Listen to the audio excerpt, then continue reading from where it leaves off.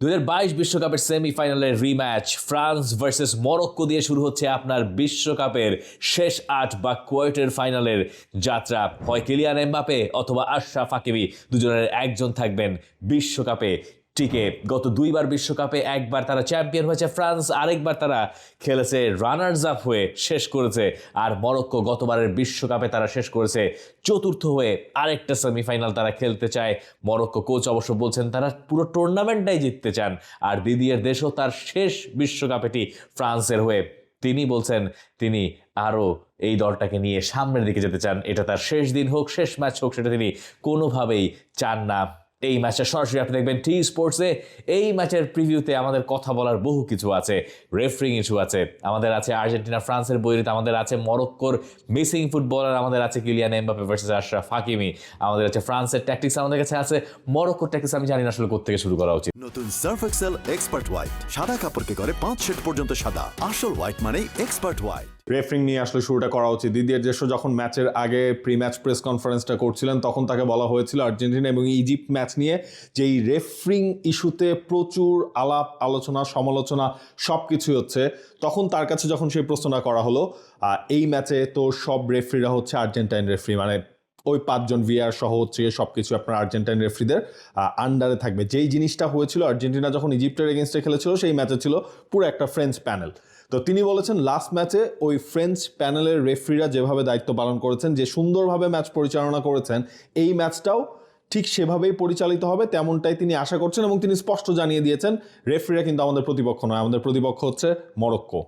দুটো ব্যাপার দুভাবে হ্যান্ডেল করেছেন লিওনেল স্কালোনি আর দিদিয়ের দেশও। এই দুজন এলেন থেকে ম্যাচ তো ফ্রান্স আর মরক্কোর, কিন্তু ঘটনাটা বুঝতে হলে আমাদের সেই 2022 থেকেই যেতে হবে। 2022-এর ওই বিশ্বকাপ ফাইনাল শেষে এক ধরনের বৈরিতা শুরু হয়েছে ফ্রান্স এবং আর্জেন্টিনার ফুটবলের ভেতরে।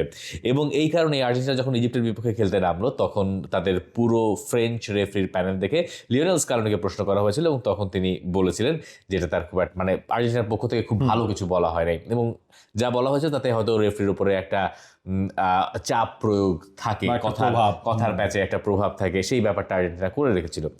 আর ফ্রেঞ্চ কোচ দিদিয়ের দেশও ঠিক উল্টো কাজটা করলেন অন্যভাবে। এই আর্জেন্টিনা ইজিপ্ট ম্যাচ নিয়ে কত কাহিনী হয়েছে, কোথার জল কোথায় গিয়ে গড়াচ্ছে, এবং এখনও সেই আলোচনা চলছে। মরক্কো কোন জায়গার দেশ? আফ্রিকার।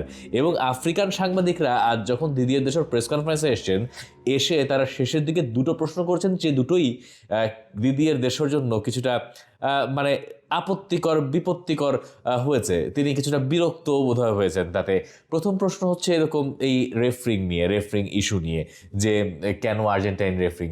তো তখন তিনি ব্যাপারটাকে খুব হালকাভাবে নিয়েছেন। তিনি বলছেন মোশিয়ে মানে জনাব লেতেক্সিয়ারা, যারা আর্জেন্টিনার ম্যাচ রেফারি করেছেন, ম্যাচের রেফারি যিনি ছিলেন মেইন রেফারি, যে তিনি ওই ম্যাচ যেভাবে পরিচালনা করেছেন সেভাবে যেন আর্জেন্টাইনরাও পরিচালনা করেন। এখানে দুটো ব্যাপার হতে পারে, একটা হচ্ছে তিনি তার নিজের দেশের লোককে সাপোর্ট দিয়েছেন, অথবা তিনি এই রেফারিং ইস্যুটাকে নিয়ে এত বেশি কথা বলতেই আগ্রহী ছিলেন না। এই গেল একটা ব্যাপার। এই কারণে তিনি বলছেন যে আর্জেন্টাইন রেফারিরা যেন ফ্রেঞ্চ রেফারির মতো করে ম্যাচ পরিচালনা করে, মানে স্ট্যান্ডার্ডটা হচ্ছে ফ্রেঞ্চ, এটা বুঝেন। এখানে কিন্তু মানে জাতের ব্যাপার আছে। এরপরের ইস্যুটা হচ্ছে যে মরক্কোর এক সাংবাদিক প্রশ্ন করেছেন যে 4 বছর আগে, মানে 3.5 বছর আগে যে সেমিফাইনালটা হলো মরক্কো আর ফ্রান্স যাতে খেললো, যে 2-0 করে ফ্রান্স জিতেছিল, সেই ম্যাচে বৌফলকে ফাউল করার পরে একটা সম্ভাব্য পেনাল্টি মরক্কো পেতে পারতো, এটা মরক্কো বিশ্বাস করে। যদিও আমাদের মনে নেই, আমরা ম্যাচে মানে এখন জিনিসটা অনেকটু বিস্তৃত হয়ে গেছে, আমরা ওইখানে স্টেডিয়ামে ছিলাম।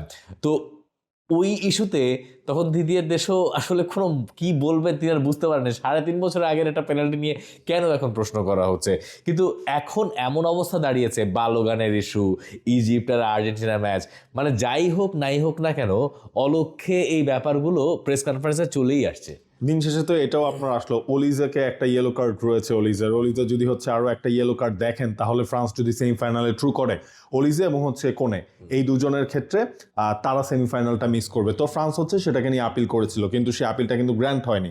তো এইসব ইস্যুজও কিন্তু এই জায়গার মধ্যে চলে এসেছে। অলিজে কেন হলুদ কার্ড দেখেছিলেন পারাগুয়ের এক ফুটবলার মানে হুদাই একটা ঘটনা, এবং সেই কারণে ফ্রান্সের আশা ছিল বালোগানেরটা যদি বাতিল করা যায় তাও রেড কার্ড, তো এই তাহলে এইটা কেন হলুদ নয়? কার্ড কেন মওকুফ করা যাবে না, কিন্তু ফ্রান্স হতাশ হয়েছে। বুঝতে পারছেন এখানে একটা লড়াই কিন্তু চলছে, মানে ইউএফা, কনমেবল, ফিফা, একটা লড়াইয়ের ভেতর লড়াই, এবং বিশ্বকাপে আসলে বহু পলিটিক্সও চলছে। পলিটিক্সের কথায় এলে পরে ফ্রান্স আর মরক্কোর বন্ধুত্ব নিয়ে একটু কথা বলা প্রয়োজন। বহু মরক্কান ফুটবলার আছে যাদের জন্মই হয়েছে ফ্রান্সে, যারা এই দলটায় আছেনও এবং যারা ফ্রান্সের বিপক্ষে লড়বেনও। এবার আমরা যদি ম্যাচে প্রবেশ করার চেষ্টা করি, তাহলে সেই লড়াইয়ে সম্ভবত মরক্কো একটু পিছিয়ে পড়েছে যখন জানা গেছে ইসমাইল সাইবারি, যিনি মরক্কোর হয়ে গ্রুপ স্টেজে 3টা ম্যাচে 3 গোল করেছেন, নেদারল্যান্ডসের বিপক্ষে ডিসাইসিভ টাই ব্রেকারে শেষ স্পট কিকটা কনভার্ট করেছেন গোলে, সেই সাইবারি থাকছেন না ফ্রান্সের বিপক্ষে। এটা একটা বড় মিসিং, কারণ গ্রুপ স্টেজের 3 ম্যাচে 3টা গোল করা, এরপর আপনার হচ্ছে যে ম্যাচের মধ্যে ইম্প্যাক্ট রাখা, সেই সাইবারি যখন না থাকছে তখন অবভিয়াসলি এই মানে বাড়তি দায়িত্বটা নিতে হচ্ছে রাহিমিকে। ইয়াং ফুটবলার রাহিমি নিজেও, যদিও লাস্ট ম্যাচে তার একটা গোল রয়েছে, বাট সাইবারির ফ্যাক্টরটা না এই জায়গার মধ্যে একটা মিসিং ফ্যাক্টর হিসেবে কাজ করবে, কারণ ওহাবি বা এই মরক্কো টিমে কিন্তু সাইবারির রোলটা কিন্তু ডিফারেন্ট। ক্লাব ফুটবলে তিনি খেলেন অন্য পজিশনে, এখানে তাকে আনাই হয়েছে হচ্ছে গিয়ে একেবারে বক্সের মধ্যে তুমি থাকবা, তোমার কাছে বল আসবে, তুমি সেখান থেকে শুট আউটটা করবা। তো ওই জায়গাটায় এইটা একটা মিসিং হয়ে যাবে। আবার আপনি মিসিংয়ের ক্ষেত্রে চিন্তা করলে তো ফ্রান্সেও তো এখনো দৌড়টানার মধ্যে আছে, তারা শুয়ামেনিকে খেলাতে পারবে কি পারবে না। শুয়ামেনি লাস্ট ম্যাচটা মিস করেছেন, সেই ম্যাচে কিন্তু আলটিমেটলি শুয়ামেনির একটা অ্যাবসেন্সটা বেশ ভালোভাবে কিন্তু হচ্ছে প্রেজেন্ট হয়েছে, যদিও সেটা পারাগুয়ের এগেনস্টে ম্যাচ ছিল, বাট শুয়ামেনির যে রোলটা এই ফ্রান্স টিমের মধ্যে সেটাও কিন্তু অনেকটা ইম্পর্টেন্ট, বল নিয়ে সামনে ছেড়ে দেয়া। আমার কাছে মনে হয় যে শোয়েমেনির যা অবস্থা, তাতে এই ম্যাচের শুরু থেকে তার না থাকার সম্ভাবনা অনেক বেশি। ফ্রান্সের 11টা কেমন হতে পারে? গোলবারের নিচে মাইক ম্যানিও রাইট ব্যাকের পজিশনে খেলবেন, সম্ভবত জুয়েল কোন্দে, মাঝখানে আপনি উপামেকানো এবং উইলিয়াম সালিবাকে ফেরত পাবেন মোটামুটি নিশ্চিত। লেফট ব্যাকে লুকাস দিনিয়ার খেলার কথা। মিডফিল্ডে কোনেকে আপনি হয়তো আরও একবার দেখবেন, কোণের মানে কোণের পাশে থাকবেন আদ্রিয়ান রাবিও। এবার আসেন ফ্রন্ট লাইনে, ইকুয়েশনে 4টার ভেতরে 3টা একেবারে confirm. Kylian Mbappe, general Kylian Mbappe, Michael Olise গেল 2টা, ওসমান দেমবেলে গেল 3টা। ফ্রান্সের কপালটা দেখেন, ফ্রান্সের দিদিয়ের দেশও যাকে নামান তিনিই ম্যাচে ইম্প্যাক্ট রাখেন। এই ম্যাচে আপনি কেন দেজিরে দুয়েকে দেখবেন মোটামুটি নিশ্চিত হচ্ছেন, কারণ আগের ম্যাচে যখন তিনি বদলি নেমেছেন, তিনি নেমে ওই পেনাল্টিটা আদায় করে দিয়েছেন, যেখান থেকে পরে গিয়ে কিলিয়ান এমবাপে গোল করেছেন। এর আগে দুটোই আবার ব্র্যাডলি বার্কোলা ভালো করেছেন। বার্কোলা ওই ম্যাচে অত বেশি ভালো পারে না, কিন্তু মানে দিদিয়ের দেশও দুয়েকে যখন নামাবেন, এখানে আমার কাছে মনে হয় যে 2টা অ্যাডভান্টেজ হবে। একটা হচ্ছে আপনি যদি আশরাফ হাকিমির সঙ্গে লড়তে চান, সেই হিসেবে পারফেক্ট ফিট হচ্ছেন দুয়ে। পায়ের কারুকাজের কথা হিসাব করলে গতিটতি এগুলো তো আছেই, মানে ড্রিবলিংয়ের ব্যাপারটা আমার মনে হয় আশরাফ হাকিমকে একদম পুরো ম্যাচ তটস্থ করে রাখার জন্য যথেষ্ট। এইটা ফ্রান্সকে আমার কাছে মনে হয় হেল্প করবে। ফ্রান্স না চাইতেও ফ্রান্সের স্কোয়াড ডেপথের কারণে এমন সব সুবিধা আসলে পায়, এই কারণেই ফ্রান্সের আসলে আমি ওই অর্থে কোনো মানে অভাবও দেখি না, কোনো ভালনারেবিলিটি ওই অর্থে দেখি না। অনেকে অবশ্য দেখেন, কিন্তু আমার কেন যেন চোখে পড়ে না।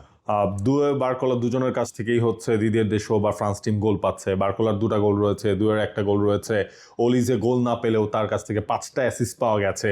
সুতরাং ওই টিম সেট আপ নিয়ে আসলে ফ্রান্স টিমের খুব একটা চিন্তা হওয়ার কথা না। ফ্রন্টলাইন তাদের যেভাবে ফ্লারিশ করছে, চিন্তার জায়গা হতে পারে আলটিমেটলি হচ্ছে আপনার এই আশরাফ হাকিমি যখন উইং ধরে অপারেটটা করবেন, তখন হচ্ছে তাকে আটকানোর জন্য ফ্রান্সের ওই লেফট ব্যাক লুকাস দিনিয়া কতটুকু আসলে ঠিকঠাক থাকতে পারবেন, কতটুকু ওই টাইট স্পেস থাকতে পারবে। যদি হচ্ছে আপনার 2 ফুল ব্যাকের পেছনে জায়গা মরক্কো এই টিমে এক্সপ্লোর করে ফেলে। ব্রাহিম দিয়াজও কিন্তু টপ ফর্মে রয়েছেন, লাস্ট ম্যাচেও ব্রাহিম দিয়াজের ফর্ম আমরা দেখেছি। ওইটা হবে যে মরক্কোর মেইন টার্গেটটা, ওই জোনগুলোকে আসলে ক্লিয়ার আউট করা। ফ্রান্সের ডিফেন্সে আপনি কিছু পুটিপাটা খুঁজে পাবেন, কিন্তু ফ্রান্স আসলে পারাগুয়ের সঙ্গে যেরকম ফুটবল খেলেছে, সেটা মরক্কোকে হয়তো আরেকটু স্বপ্ন দেখাতে পারে। এখন এটার জবাবটা অন্যভাবে আসতে পারে আবার, যে পারাগুয়ে যে ফুটবল খেলে মরক্কো তো সেই ফুটবল খেলে না। পারাগুয়ে জানে যে তাদের 5 ম্যান ব্যাক নিয়ে ডিফেন্ড করে যেতে হবে, তারা ফ্রান্সের সঙ্গে খেলাটাকে কোনোভাবে এক্সট্রা টাইমে নিয়ে যেতে চায়, ওটা তাদের প্রাথমিক লক্ষ্য। কিন্তু মরক্কো তো আর সেই কাজ করবে না। মরক্কোর কোচ ওয়াহাবিকে যখন বলা হচ্ছে যে আপনারা আবারও কোয়ার্টার ফাইনালে চলে আসছেন, তো আপনারা সন্তুষ্ট নাকি, তখন তিনি বলছেন কিসের সন্তুষ্টি, আমাদের মধ্যে কোনো তৃপ্তি নেই, আমরা বিশ্বকাপ জিততে চাই। তো স্ট্যান্ডার্ড ওইখানে নিয়ে গেছে মরক্কো। মরক্কো ফ্রান্সের সঙ্গে খেলা হোক, যার সঙ্গে খেলা হোক, নিজেদের ফুটবল খেলার চেষ্টা করবে, এবং আমার ধারণা নিজেদের ফুটবল তারাই খেলবে। এবং আমার ধারণা আমরা একটা মানে back and fourth football match দেখতে যাচ্ছে যেখানে কেউ কাউকে ছাড় দেবে না। রাদার ফ্রান্স শুরু থেকে একটু আমার কাছে মনে হয় যে সম্মান দেখাতে পারে মরক্কোকে। যে ব্যাপারটা নিয়ে ফ্রান্সের দুশ্চিন্তা হইতে পারে বা যেটা নিয়ে ফ্রান্স ভাবতে পারে সেটা হচ্ছে ফ্রান্স যখন মরক্কোর সঙ্গে খেলবে ওই বেশি আত্মবিশ্বাস আবার না আসে যে না আমরা জিতে যাচ্ছি বা আমরা আগের বার তো জিতেছি, এইবারও আমরা মরক্কোকে টপকে যাব। এইটা ছাড়া মানে ফ্রান্সের আসলে কি কোনো সিস্টেম আছে? মানে ফ্রান্স ম্যাচ বের করে কি করে? এটা কি কোনো সিস্টেম আছে যে না আমি এই সিস্টেমে গোল করি? নাই তো, আমি জানি না আছে কিনা। ফ্রান্স যেটা করে, ফ্রান্স খেলা বের করে আসলে এক এক ধাঁচে এক এক ধরনের, এবং প্লেয়াররাই মাঠে দায়িত্বটা নেন। যেমন কখনো এমবাপে, কখনো হয়তো দুয়ে, কখনো সেটা অলিজে। ফ্রান্সের গেম বের করা নিয়ে ওইরকম কোনো দুশ্চিন্তা আসলে নাই, কিন্তু ফ্রান্সের ডিফেন্স নিয়ে আপনি একটু ভাবতে পারেন। এবং মরক্কোর সঙ্গে আনডাউটেবলি এই বিশ্বকাপে তাদের সবচেয়ে বড় পরীক্ষাটা দিতে যেতে হচ্ছে। এর ভেতরে একটা পরীক্ষা মরক্কোরও দিতে হবে। মরক্কোর একজন স্পেসিফিক ফুটবলের বৌয়াদি, যিনি 2 মাস আগে ভেবেছিলেন হয়তো অন্য কিছু করবেন, যিনি তার ক্লাব ফুটবলটাও ফ্রান্সের হয়েই খেলেন এখন পর্যন্ত কাগজে কলমে অবশ্য। সেই বৌয়াদি যার সূচনা এই বিশ্বকাপ দিয়ে, মানে গোটা বিশ্বের সামনে যিনি সম্ভাব্য ফ্রান্সের ফুটবলার হতে পারতেন, সেখান থেকে তিনি দেখলেন যে না, Morocco is a better option এবং তিনি মরক্কোর হয়ে খেললেন।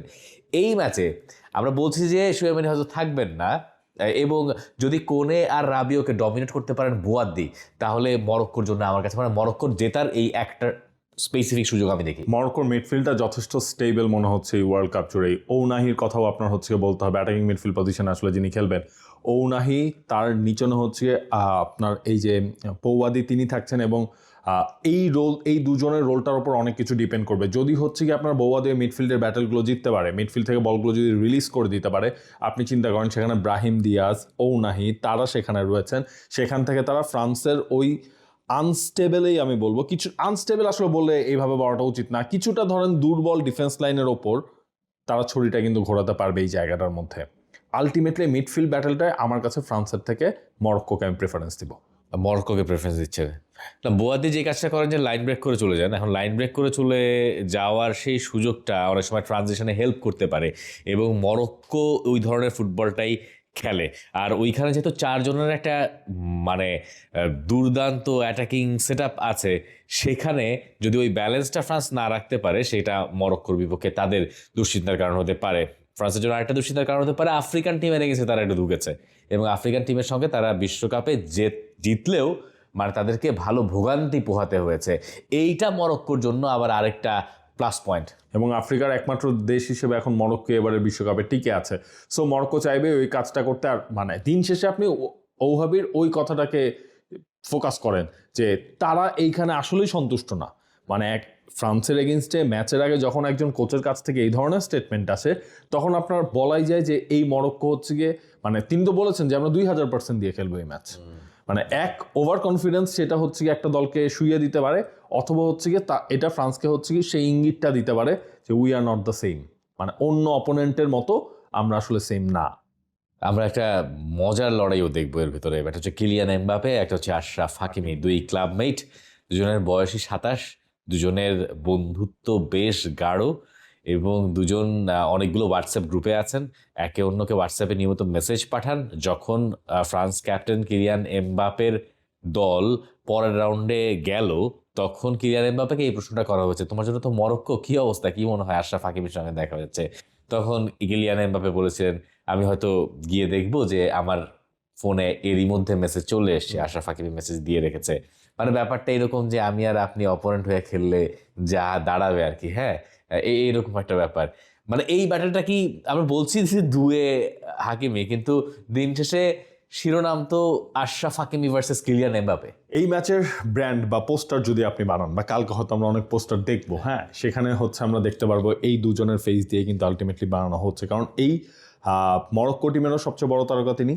ফ্রান্সের তো কিলিয়ান এমবাপ্পে, 7টা গোল তার অলরেডি হয়ে গেছে এবারে বিশ্বকাপে, 1টা গোল কম লিওনেল মেসির থেকে।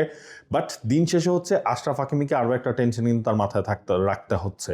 তিনিও যদি একটা ইয়েলো কার্ড পান, মরক্কো যদি উইন করে, তাহলে আশরাফ হাকিমিও কিন্তু মিস করবেন এই ম্যাচ। এবং ফ্রান্সের তুলনায় মরক্কোর ওই লিস্টটা কিন্তু বেশ বড়, সেই মাইকেল বালাক টাইপ একটা ব্যাপার না হয়ে যায় আর কি, যদিও সেটা আরো পরের হিসাব, সেমিফাইনালে সেই সিস্টেমটা এখন পাল্টে ফেলেছে ফিফা। যাই হোক, এই ম্যাচের প্রেডিকশনে এবার একটু প্রবেশ করার চেষ্টা করি। হ্যাঁ, প্রেডিকশন কি মনে হয়? প্রেডিকশন ফ্রান্স জিতবে।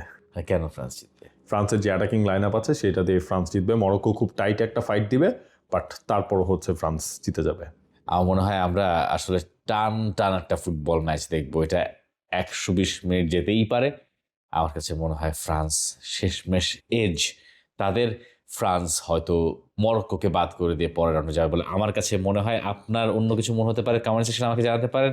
মানে জাস্ট মরক্কো যদি ফ্রান্সের সঙ্গে না খেলে অন্য কোনো জায়গায় খেলতো, মানে আমি বলতাম ঠিক আছে মরক্কো, বাট ফ্রান্স মানে আমার কাছে কেন যেন ওদেরকে অনেক বেশি শক্তিশালী মনে হয়। আবার আমরা ইতিহাসে এমনও দেখেছি অনেক শক্তিশালী দলের পতন হয়ে হ্যাঁ। যায়, এটাও হতে পারে। মরক্কো সেটাকেও ফোকাস করতে পারে।